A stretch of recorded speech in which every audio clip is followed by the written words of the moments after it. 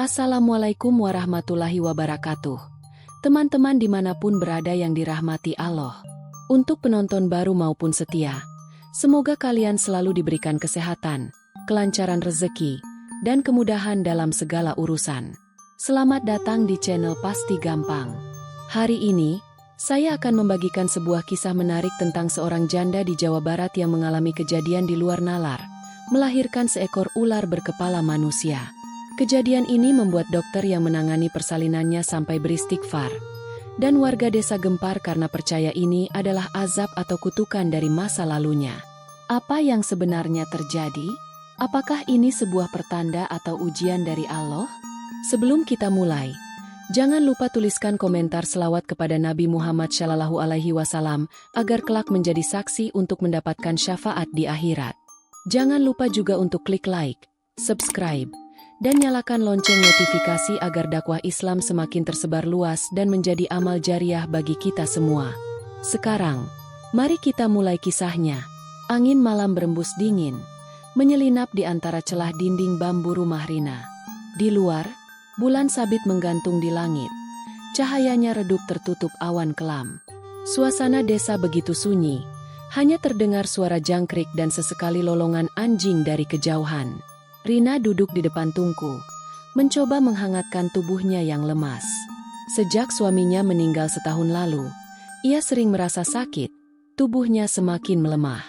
Matanya memandangi ember kosong di pojok dapur. Airnya telah habis sejak siang tadi. Dengan langkah pelan, ia mengambil selendangnya dan bersiap menuju sungai. Jalan setapak menuju sungai terasa lebih gelap dari biasanya. Pepohonan besar di tepi jalan menjulang tinggi. Daunnya bergoyang pelan tertiup angin. Rina menelan ludah. Rasa cemas mulai menyelinap di dadanya.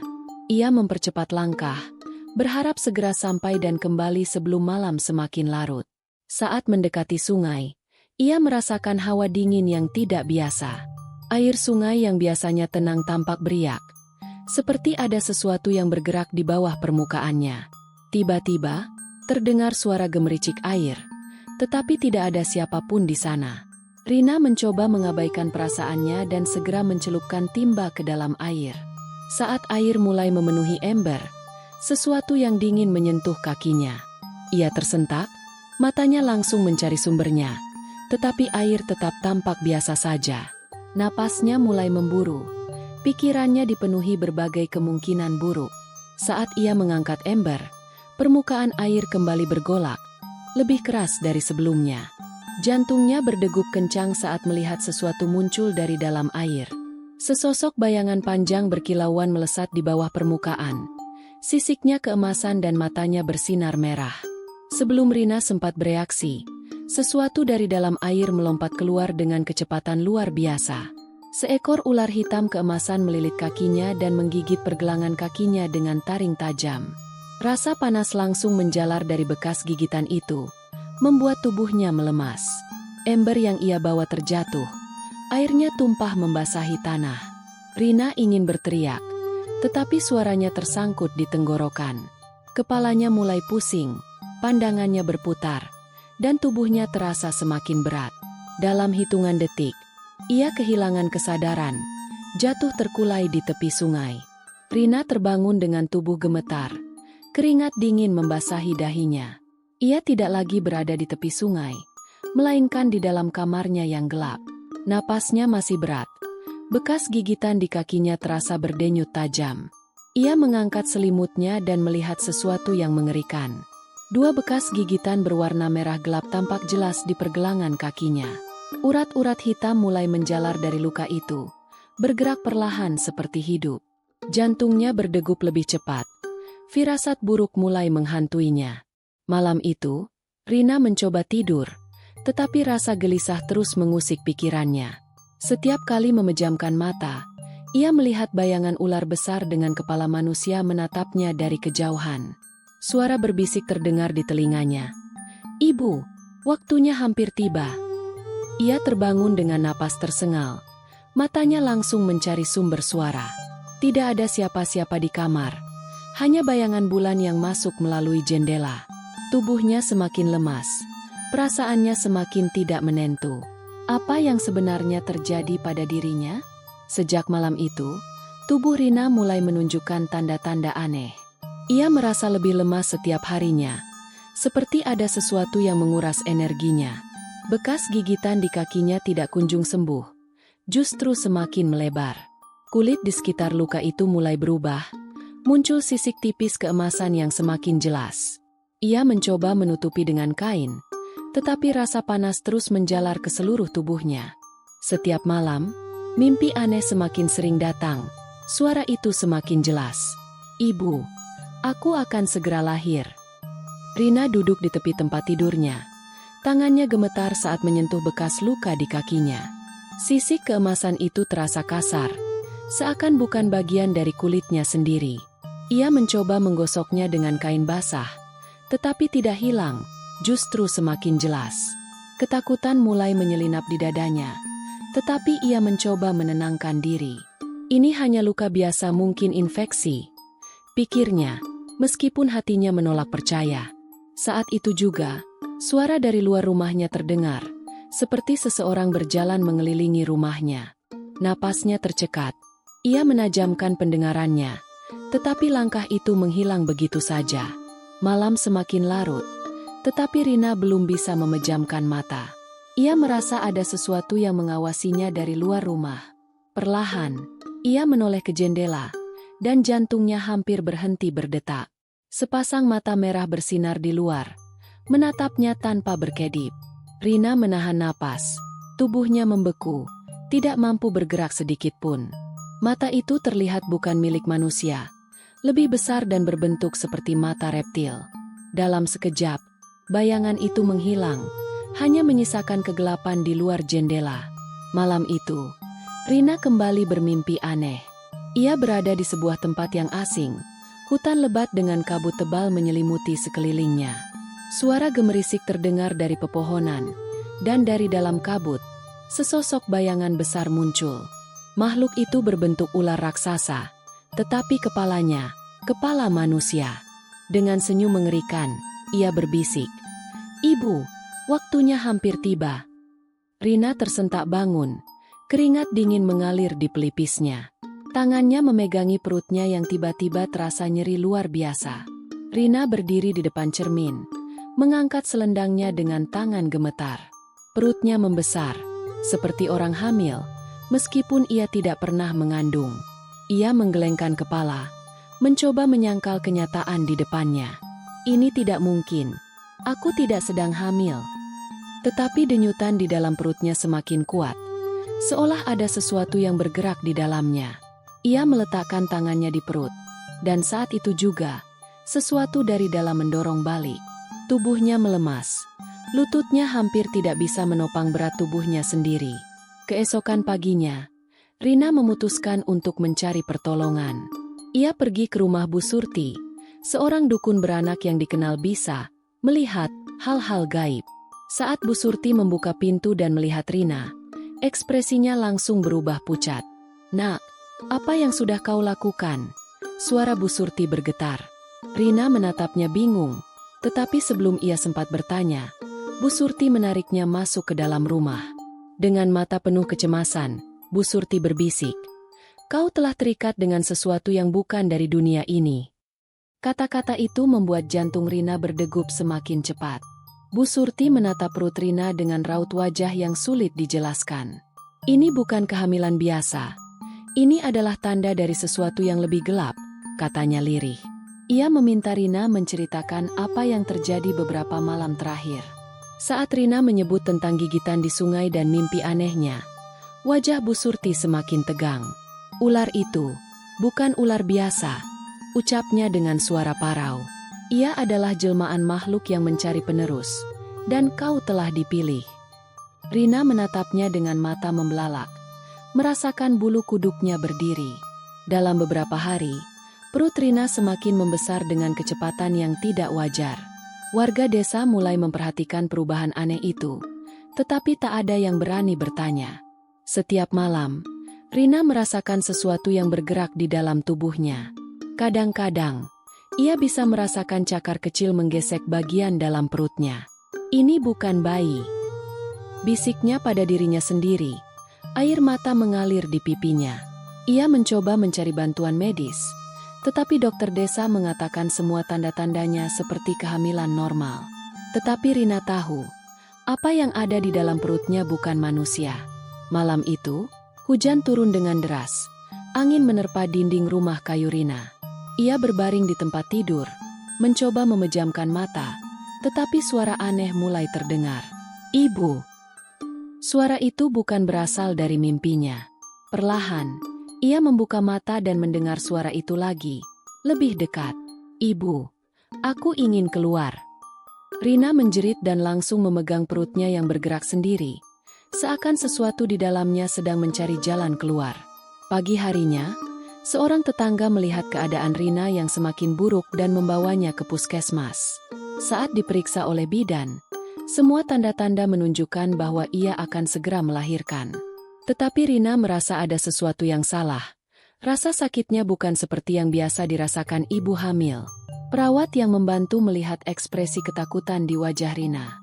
"Bu, tolong tenang.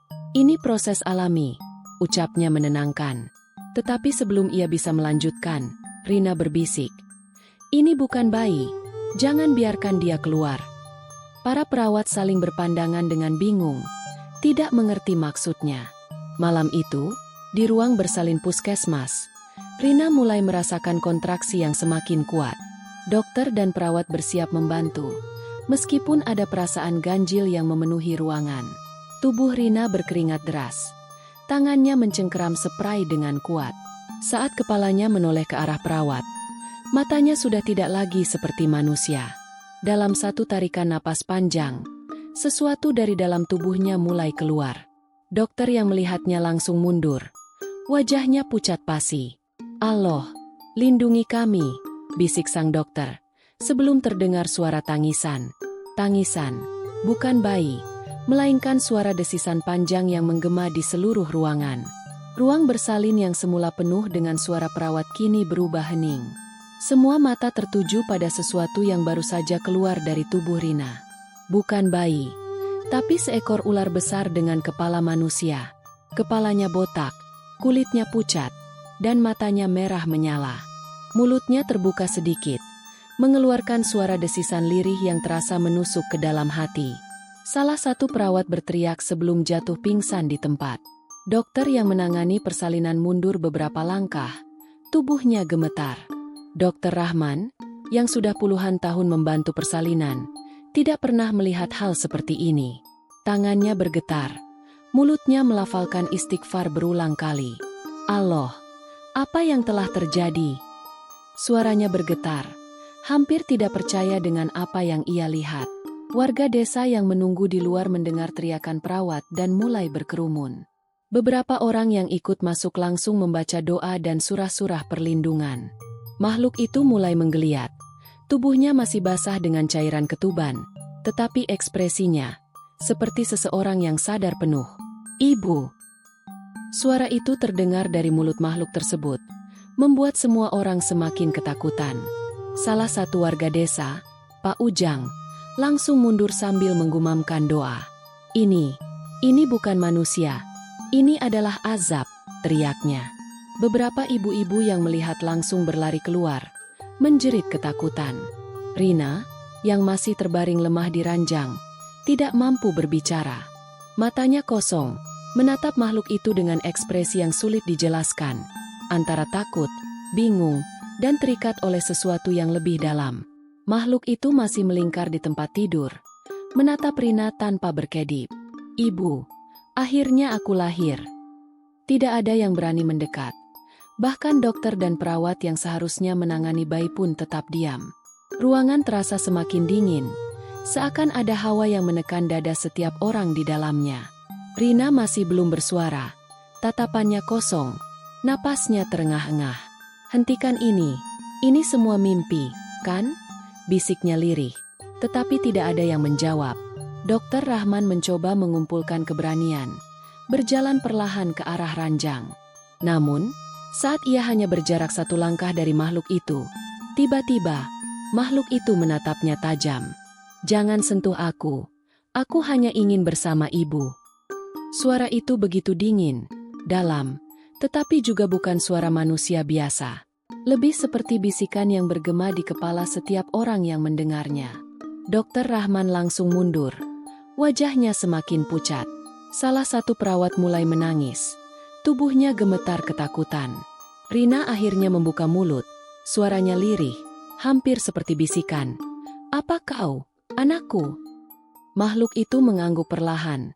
Senyum samar muncul di bibirnya. "Aku telah menunggumu, Ibu. Sekarang waktunya kita bersama." Tiba-tiba, tubuh Rina kembali kejang, membuat ranjang tempatnya berbaring bergetar.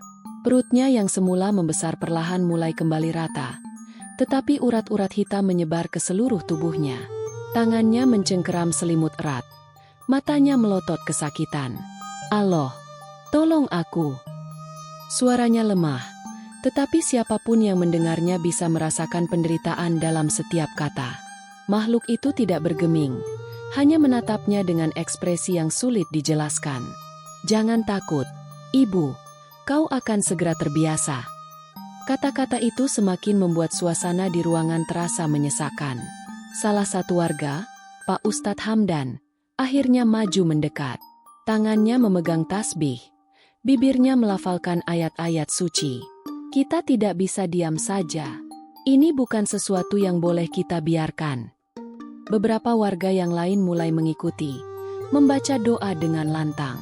Makhluk itu perlahan melingkarkan tubuhnya. Matanya menatap tajam ke arah mereka. "Jangan usik aku, atau kalian semua akan menyesal." Suara itu bergetar di udara, seperti datang dari segala arah. Saat warga semakin gencar membaca doa, lampu di ruangan mulai berkedip-kedip. Angin dingin bertiup dari jendela yang terbuka, meskipun di luar tidak ada angin sama sekali. Beberapa alat medis mulai bergetar, seolah ada kekuatan tak kasat mata yang merasuki ruangan. Rina masih menggeliat kesakitan, tetapi sesuatu di dalam dirinya mulai berubah. Matanya, yang sebelumnya penuh ketakutan, perlahan mulai terlihat berbeda. Tatapannya menjadi lebih tajam, lebih gelap, lebih seperti makhluk itu. "Ibu, saatnya kau menerima takdir kita." Ustadz Hamdan tidak mundur. Suaranya semakin lantang membaca doa perlindungan. Beberapa warga mulai mengusapkan air zam-zam ke tubuh Rina, tetapi kulitnya terasa panas ketika. "Tolong hentikan!" Rina berteriak. Suaranya bukan lagi suara manusia biasa. Makhluk itu mulai menggeliat. Desisan tajam keluar dari mulutnya. "Kalian tidak berhak mengambilnya dari aku." Ruangan semakin bergetar. Perawat-perawat yang masih sadar mulai mundur ketakutan. "Demi Allah, kau bukan anaknya. Kau bukan bagian dari dunia ini." Ustadz Hamdan berseru. Makhluk itu membuka mulutnya, menampakkan taring tajam yang berkilauan di bawah cahaya lampu. Rina mengeluarkan jeritan panjang yang membuat siapapun yang mendengarnya merinding ketakutan. Ustadz Hamdan terus membaca doa dengan suara yang semakin lantang. "Allah lebih besar dari apapun di dunia ini. Jika kau bukan makhluknya yang suci, maka pergilah." Makhluk itu menggeliat semakin liar. Tubuhnya mulai berubah menjadi asap hitam yang berputar di udara. Tiba-tiba, suara keras bergema di ruangan, seperti suara retakan di dalam tanah. Dan dalam sekejap, makhluk itu menghilang. Ruangan bersalin yang tadinya penuh dengan ketakutan kini berubah hening. Rina tergeletak lemah di ranjang. Napasnya tersengal, tubuhnya basah oleh keringat. Dokter Rahman masih beristighfar. Tangannya gemetar setelah melihat kejadian yang tak masuk akal itu. Para perawat duduk di sudut ruangan. Wajah mereka masih dipenuhi ketakutan. Warga desa yang menyaksikan mulai berbisik, mencoba memahami apa yang baru saja terjadi. Ustadz Hamdan masih berdiri di tempatnya. Matanya menatap kosong ke arah tempat makhluk itu menghilang. "Apakah sudah berakhir?" Suara Pak Ujang pecah dalam keheningan. Rina membuka matanya perlahan, tetapi ada sesuatu yang aneh dalam tatapannya. Mata itu bukan lagi seperti mata manusia biasa. Urat-urat hitam yang tadi menyebar di kulitnya mulai memudar, tetapi tubuhnya terasa berbeda. "Aku, di mana?" Suaranya serak, hampir tidak seperti suaranya sendiri. Ustadz Hamdan mendekatinya dengan hati-hati, memperhatikan ekspresi yang sulit dibaca itu. "Nak, apa yang kau rasakan sekarang?" tanyanya lembut. Rina tidak langsung menjawab. Tangannya perlahan menyentuh perutnya yang kini kembali rata. Rina duduk perlahan. Tubuhnya masih terasa lemah. Warga desa masih enggan mendekat. Takut jika makhluk itu kembali. Aku merasa hampa," bisiknya lirih. Ustadz Hamdan menatapnya dalam-dalam, mencari sesuatu di matanya. "Apa yang kau ingat terakhir kali?" tanya Dokter Rahman dengan suara hati-hati. Rina mengerja pelan, mencoba mengingat. Tapi tidak ada apa-apa, hanya bayangan kabur dan suara yang masih terngiang di telinganya. Malam itu, Rina tidak bisa tidur. Ia duduk di tempat tidurnya, memeluk lututnya sendiri, mencoba memahami apa yang terjadi. Semua orang mengatakan makhluk itu telah menghilang. Tapi mengapa ia masih merasa ada sesuatu di dalam dirinya? Setiap kali ia memejamkan mata, ia melihat sosok itu berdiri dalam kegelapan. "Ibu, aku akan selalu bersamamu." Rina tersentak, matanya terbuka lebar, keringat dingin membasahi dahinya. Ia meraba perutnya, berharap tidak merasakan apapun, tetapi jantungnya berdegup semakin cepat. Keesokan harinya, desa kembali dalam keadaan normal, atau setidaknya itulah yang mereka pikirkan. Tetapi ada satu hal yang mulai membuat warga resah. Bayi-bayi di desa mulai menangis tanpa henti. Tidak ada yang tahu apa penyebabnya. Tetapi setiap malam, suara tangisan terdengar dari berbagai rumah. Beberapa ibu mulai merasa anak mereka gelisah, seolah merasakan sesuatu yang tidak terlihat. Ustadz Hamdan mulai curiga bahwa kejadian ini masih berhubungan dengan Rina. "Ini belum selesai. Ada sesuatu yang masih tertinggal," katanya dengan ekspresi penuh kekhawatiran. Malam itu, ia memutuskan untuk pergi ke rumah Rina. Rina menatap bayangannya di cermin, mencoba menemukan dirinya sendiri. Tetapi di sana, bukan hanya wajahnya yang terlihat, bayangan lain muncul di belakangnya. Sosok tinggi dengan mata merah menyala, tersenyum menatapnya dari dalam cermin. "Aku masih di sini, Ibu." Suara itu terdengar jelas di kepalanya. Rina mundur ketakutan, tetapi bayangan itu tidak menghilang. Perlahan, tangan makhluk itu bergerak, seolah ingin menyentuhnya. Saat itu juga, pintu rumahnya diketuk keras dari luar. "Rina, buka pintunya." Suara Ustadz Hamdan terdengar dari luar. Rina masih berdiri terpaku di depan cermin. Tubuhnya gemetar. Pintu diketuk lagi. Kali ini lebih keras, membuatnya tersadar.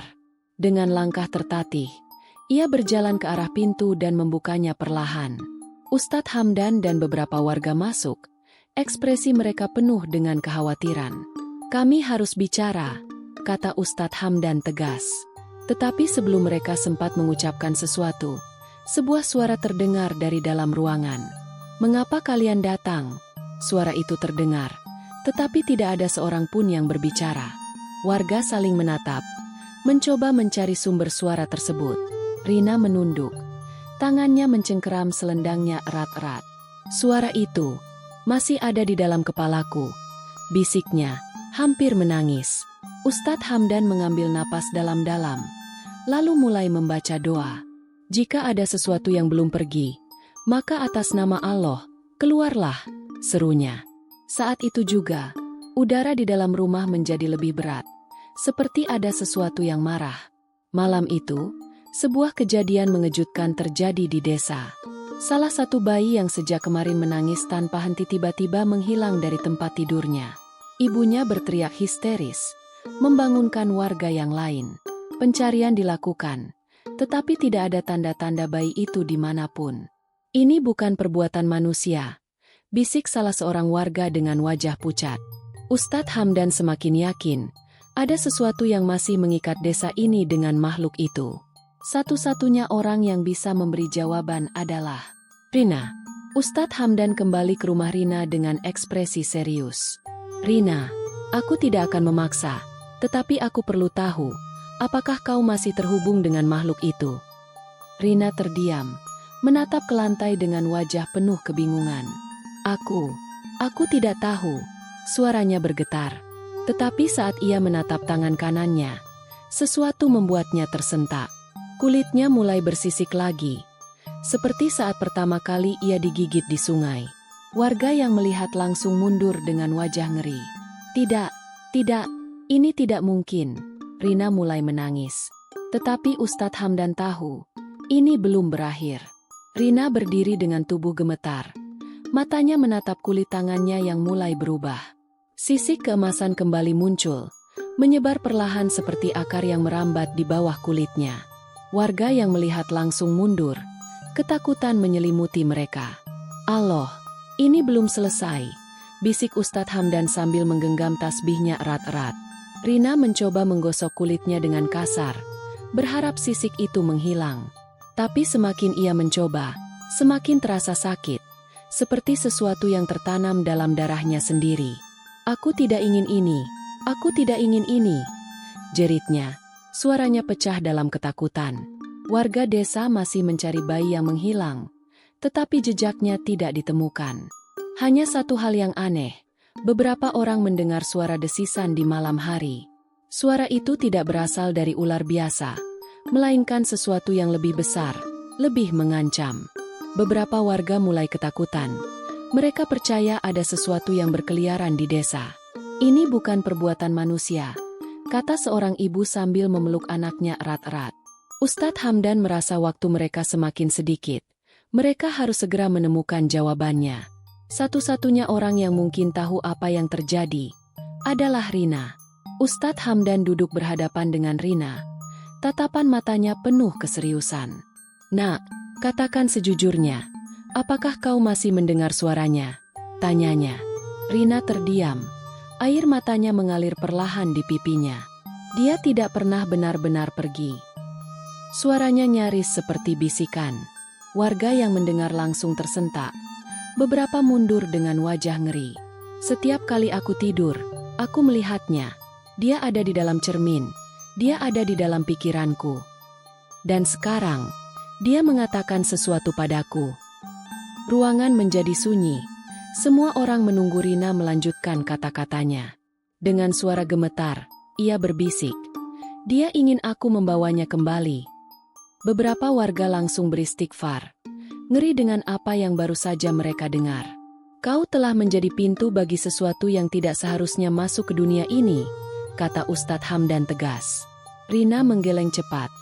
Air matanya semakin deras. Aku tidak ingin ini. Aku tidak pernah meminta ini. Suaranya hampir histeris. Tapi mereka semua tahu, ia telah terikat dengan makhluk itu. Malam itu, warga berkumpul di masjid. Mereka bersiap untuk melakukan doa dan rukyah bersama. Rina dibawa ke sana, tetapi tubuhnya terasa semakin berat, seakan ada sesuatu yang menahannya. Saat doa mulai dibacakan, angin kencang tiba-tiba berhembus di dalam ruangan. Lampu berkedip-kedip, dan suara desisan panjang terdengar dari sudut masjid. Rina mulai menggeliat kesakitan. Tangannya mencengkeram dadanya. Dia ada di sini. Teriaknya dengan suara yang bukan lagi miliknya sendiri. Allah, lindungi kami. Seru Ustadz Hamdan sambil terus melantunkan ayat-ayat suci. Tiba-tiba, dari bayangan di sudut masjid, sesuatu muncul. Seekor ular besar dengan kepala manusia merayap keluar dari kegelapan. Warga yang melihatnya langsung menjerit dan berlari ke belakang.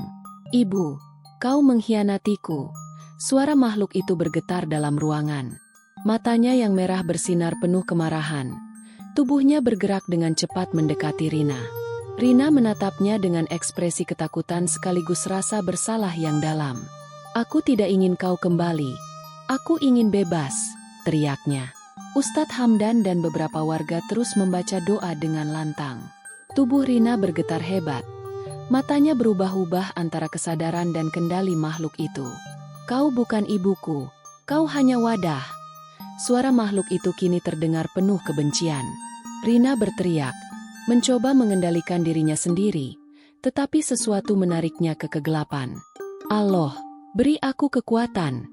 Suaranya lirih, hampir putus asa. Dan dalam sekejap, ia merasakan sesuatu di dalam dirinya meledak seperti kilatan cahaya. Makhluk itu menjerit. Tubuhnya perlahan-lahan menguap menjadi kabut hitam. Setelah pertarungan panjang, suasana di masjid kembali hening. Rina jatuh ke tanah.